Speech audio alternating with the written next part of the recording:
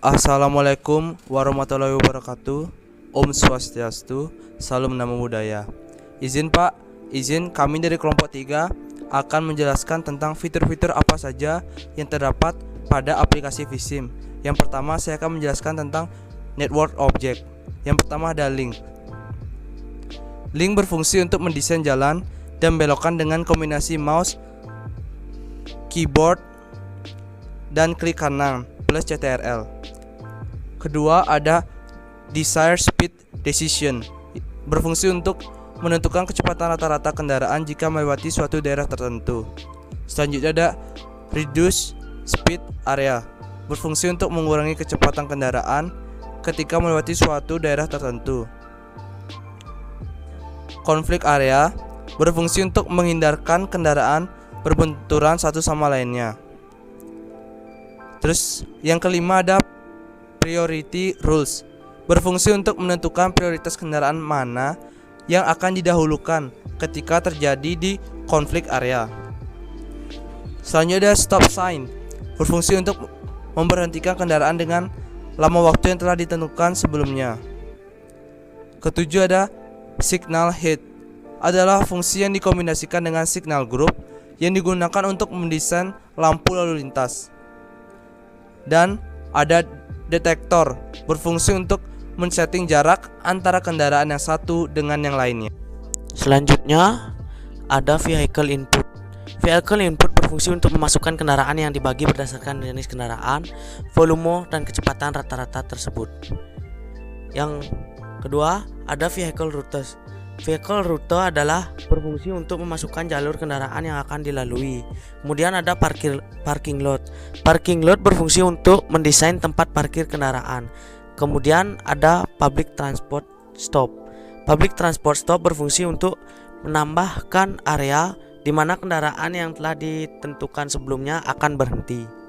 Kemudian ada public transport line yang berfungsi untuk mengatur jenis kendaraan yang akan berhenti, lama perhentian, dan lain sebagainya. Selanjutnya kami akan menjelaskan menu-menu dari fitur menu base data. Yang pertama ada network setting. Di sini berfungsi sebagai pengaturan default untuk jaringan.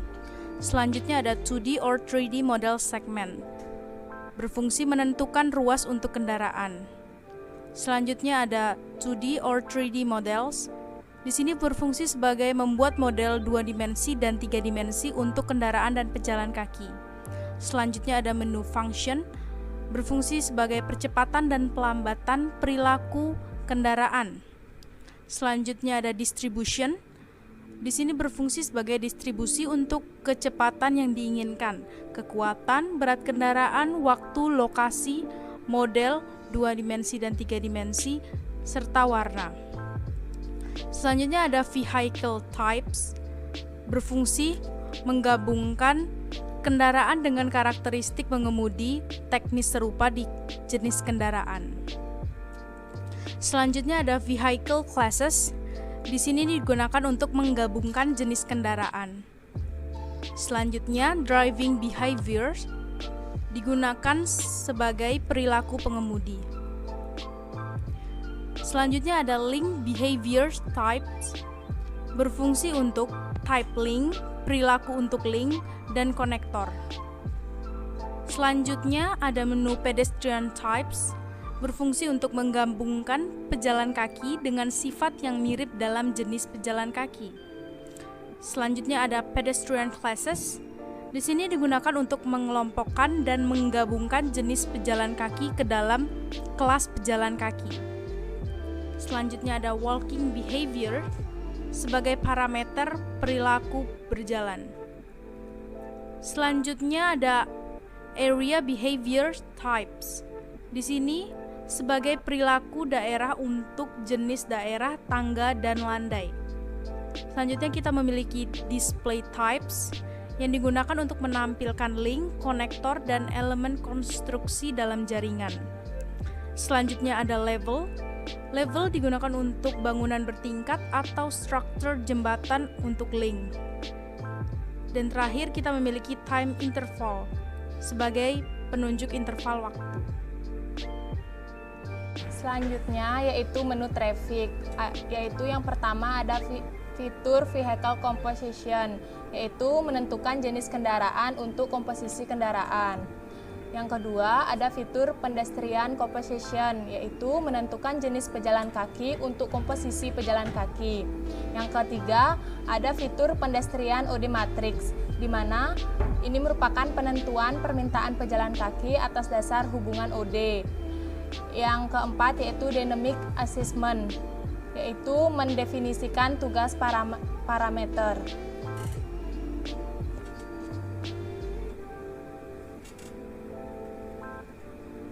Yang selanjutnya yaitu menu sinyal kontrol. Yang pertama ada fitur sinyal kontrol, yaitu membuka daftar sinyal kontrol, yaitu menetapkan atau mengedit SC. Yang kedua ada fitur sinyal kontrol communication, yaitu membuka daftar SC communication. Yang ketiga yaitu ada fixed time sinyal kontrol, yaitu menentukan waktu dalam jaringan. Selanjutnya pada menu signal control terdapat fitur signal controller yang berfungsi untuk menetapkan atau mengedit signal controller. Kemudian ada signal controller communication yang berfungsi untuk membuka daftar signal control communication. Selanjutnya ada fixed time signal controller yang berfungsi untuk menentukan waktu dalam jaringan. Selanjutnya, pada menu simulation terdapat fitur parameter yang berfungsi untuk memasukkan parameter simulasi.